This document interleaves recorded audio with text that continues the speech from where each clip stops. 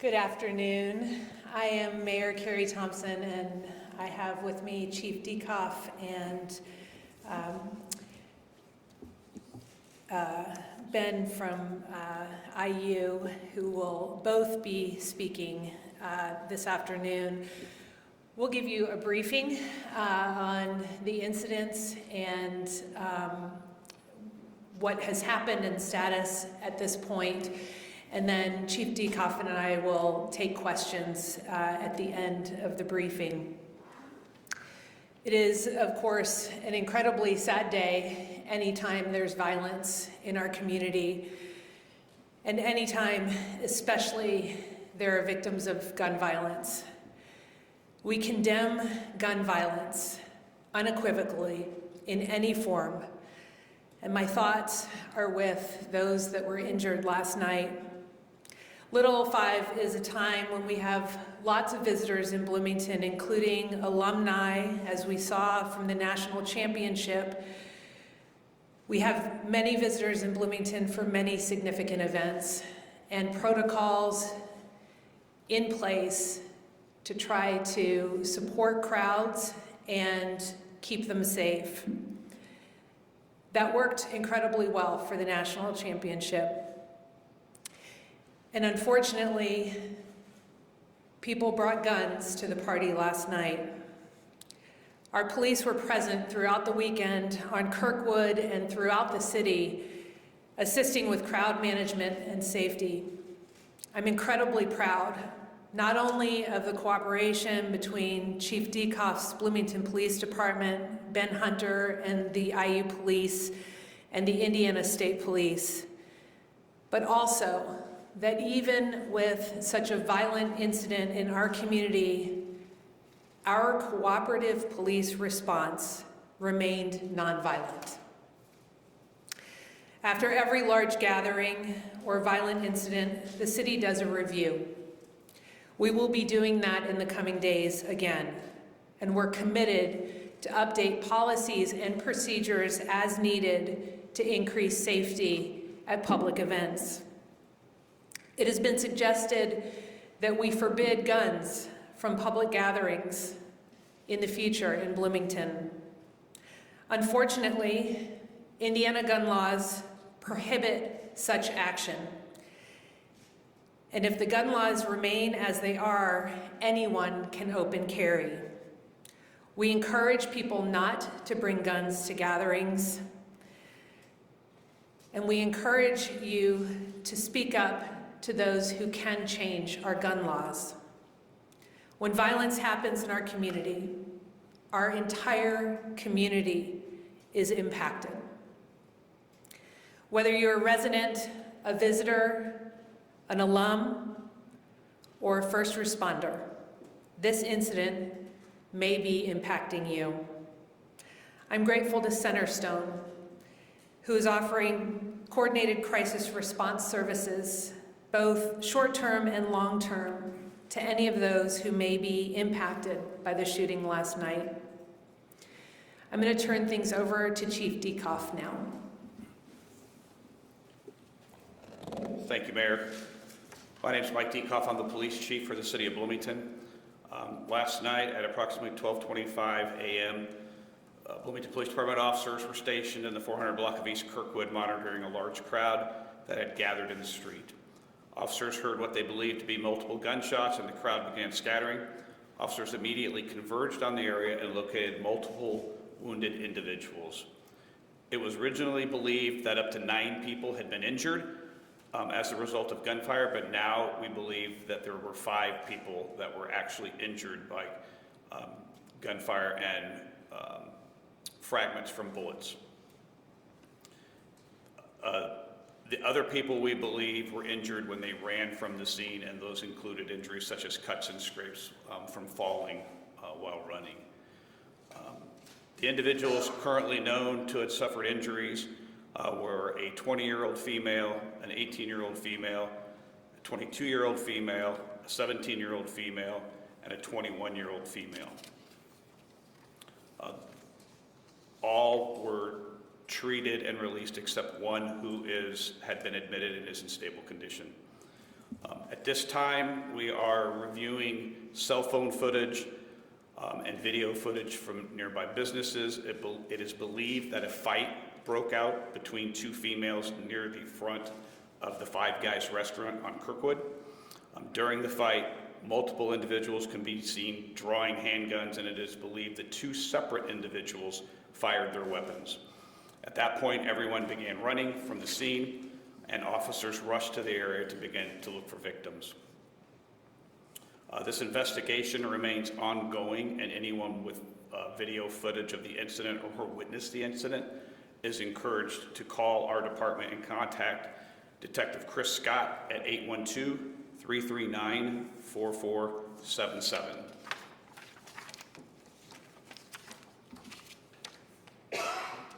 I want to reiterate what the mayor said about the cooperation amongst law enforcement agencies.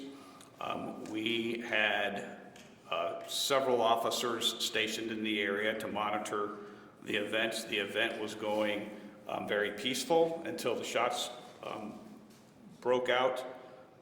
When we needed assistance, the Indiana University Police and the Indiana State Police were there to assist us. And so we do appreciate that help. But I want to reiterate, this was not just random gunfire. It was a fight between two people that had broke out, and the shots were fired. We did have people quickly in the area. We were able to get ambulances in the area very quickly to tend to those who had been hit.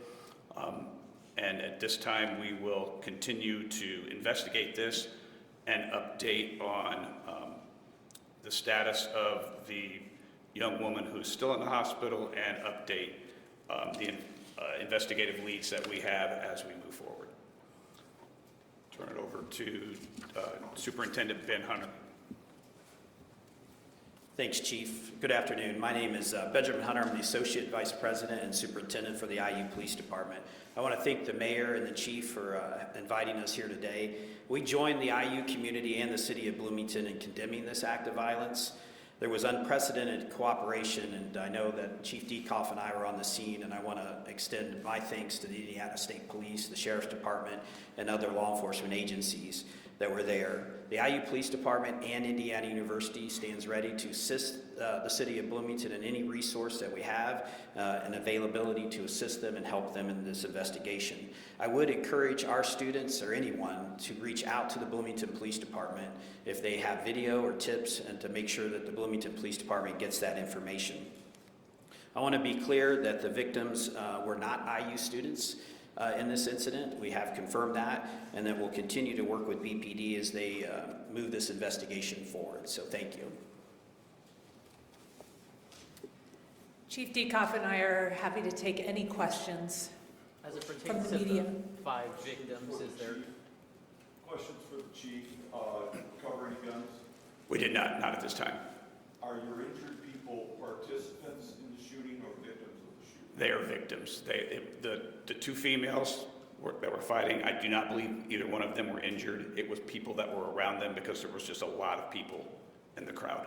So then if they're not necessarily participants, if they're victims, have you been able to talk with the people who were the targets of the shooting? Our investigation's ongoing. I'm not sure exactly who all has been talked to. I know we have talked to a lot of people, but we continue to do interviews with people that were in the scene and involved in this. So there were shooters aiming for targets, but your injured people are not the targets. We're not sure what the shooters were aiming at, but the people who were injured, we do not believe were involved in the initial altercation. What about the guy that shows up at the gas station? The guy at the gas station, we're not sure what his involvement is, but there was a male that had injuries. We're not sure where those came from yet. We're continuing that investigation. Are your shooters male or female? The shooters were male.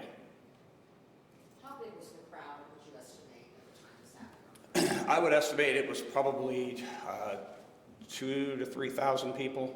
Or were people just milling around like with music and drinking and partying like Little Five regularly is? Or was there Yes, people were just milling about, hanging around. There was, you could hear music from the bars because some of the doors and windows were open, so you could hear that. But it was just really a bunch of people just kind of hang out and walking around, talking to people. We had a lot of people coming up to the officers, talking to them.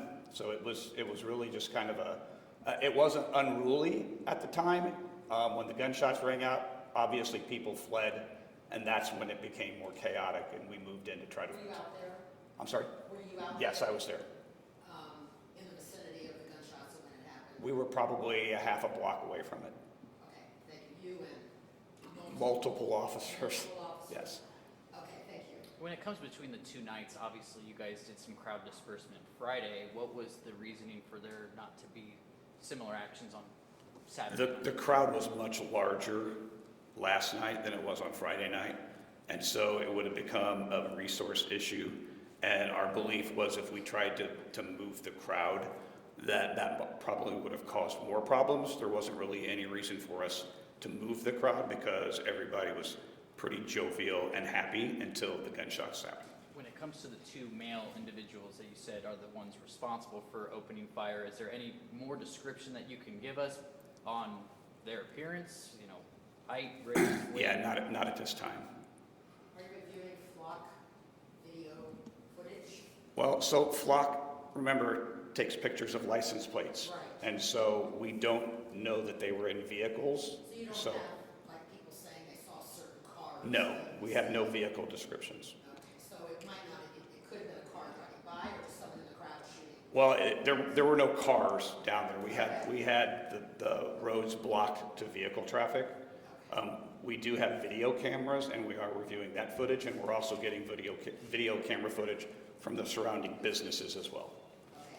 Do you know about how many other individuals were injured in the crowd escaping? Was it just before, in addition to the original five? I don't believe that there were anyone else that like fell and scraped that went to the hospital. I think the people that went to the hospital were all injured from either bullet fragments or actually being shot.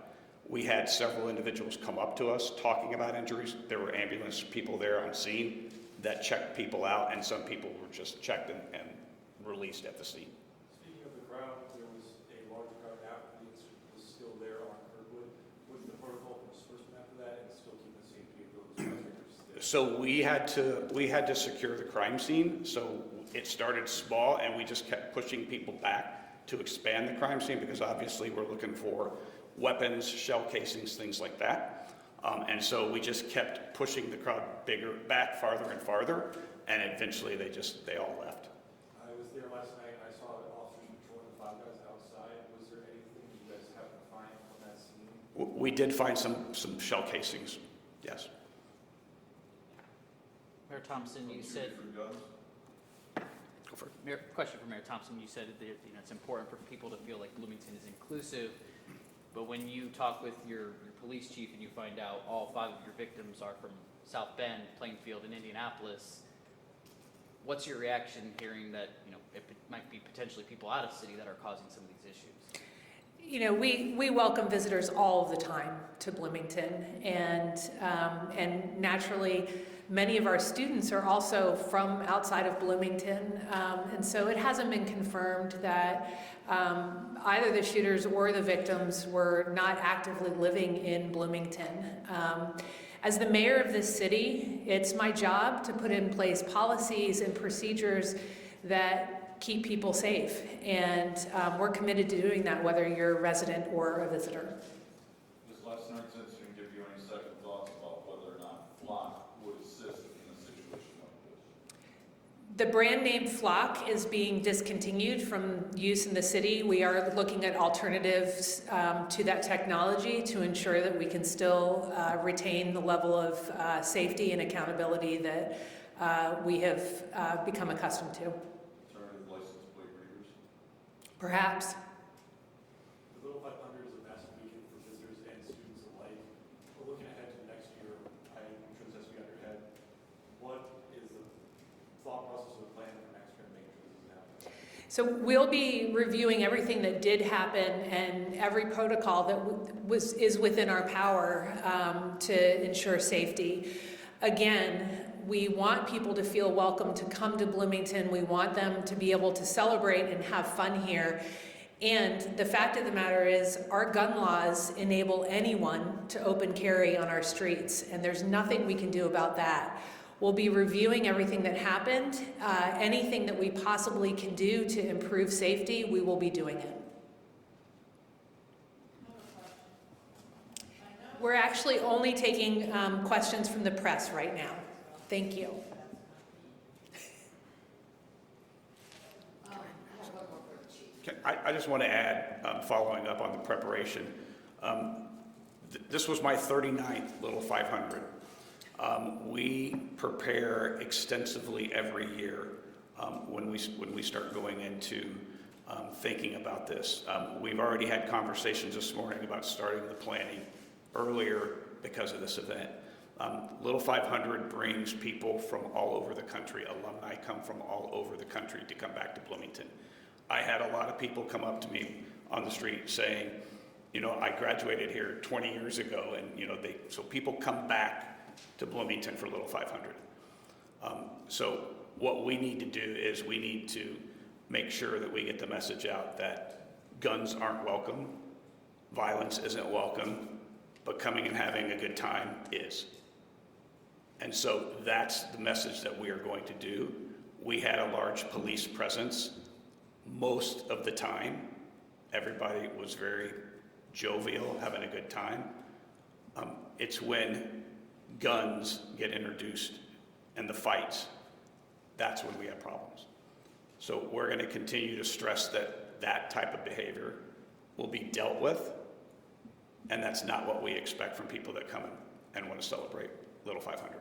My question comes from the guns. When you were looking at video that you've been able to see so far, how many guns did you see? Were there multiple people with guns? I'm not, it's still under investigation, and so I'm not going to talk about that because I don't want to jeopardize what we're doing with our investigation. Obviously, it was a very large crowd. There's lots of people, and so we're looking at all video to try to determine who did what. And so I think it would be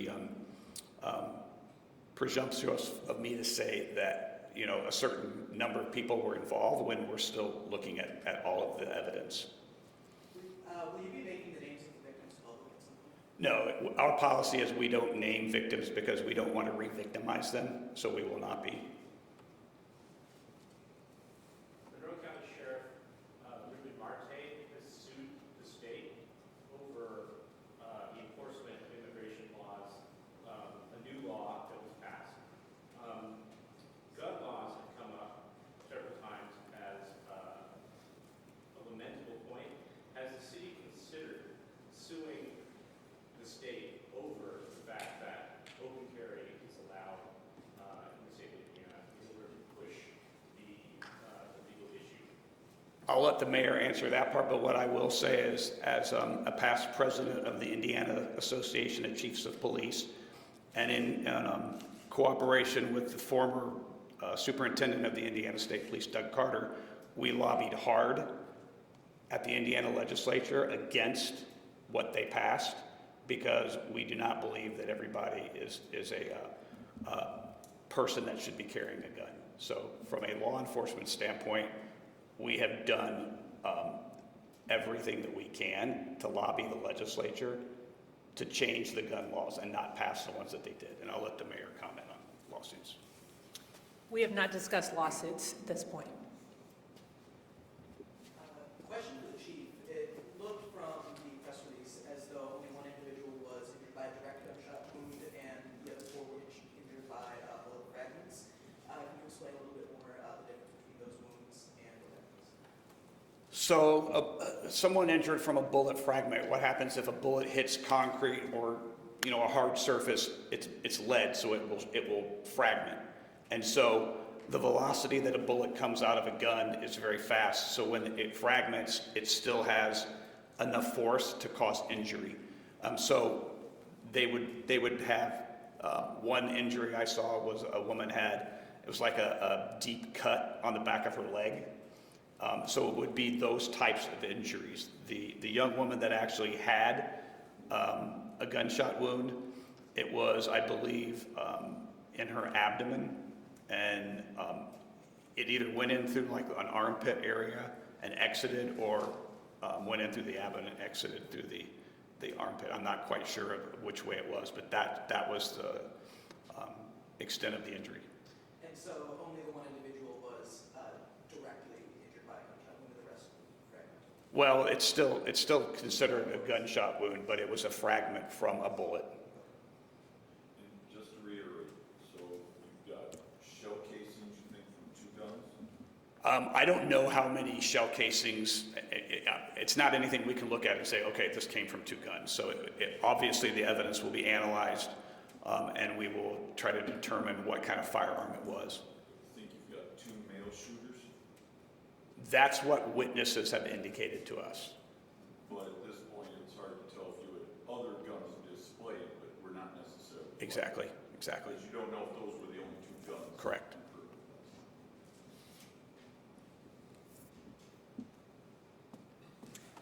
Okay, thank you so much for your time, and really appreciate the press being here to be able to get the word out to our residents.